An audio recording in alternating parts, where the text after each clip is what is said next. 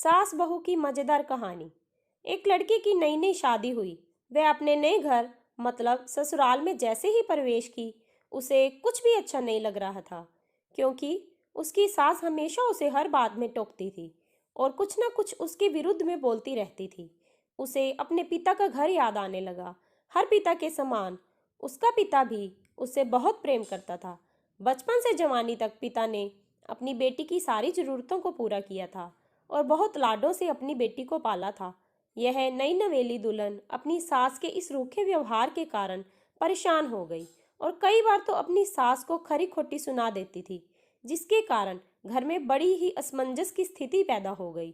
वह अपने पिता के घर लौट आई और रो रो कर पिता से कहने लगी, पिताजी, मैं अब इस घर में नहीं जाऊंगी, यहीं आपके पास रहूंगी।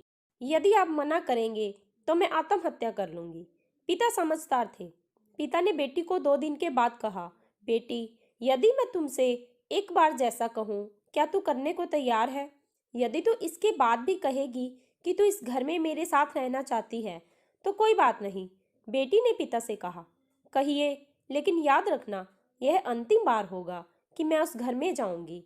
पिता ने कहा, वहां जाकर जैसे ही तुम्हारी सास तुम्हें कुछ बुरा भला कहने लगे, तुम अपने मुंह में एक कुल्ला पानी भर लेना और तब तक मुंह में पानी भरे रहना जब तक सासू माँ बोलना न बंद कर दे, और उसके बाद उस पानी के कुल्ले को नाली में थूक देना और फिर कुछ भी पलट कर मत कहना। बेटी को कुछ समझ में नहीं आया, लेकिन बेटी तैयार हो गई। बेटी ने ससुराल जाकर ऐसा ही किया।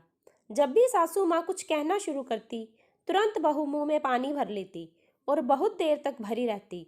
धीरे धीरे कुछ ही दिनों में सासू माँ का व्यवहार इस बहू के प्रति नम्र हो गया। वो सोचने लगी, कितनी अच्छी बहू है, पलटकर कोई जवाब नहीं देती और गुस्सा भी नहीं होती।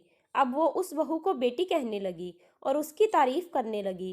कुछ दिन में सासू माँ का प्रेम भरा व्यवहार देखकर बहू भी अपनी सासू माँ को माँ के जैसा प्रेम करने लगी और दोनों खूब बातें करती, साथ साथ घूमने और मार्केट और खरीदारी करने जाती।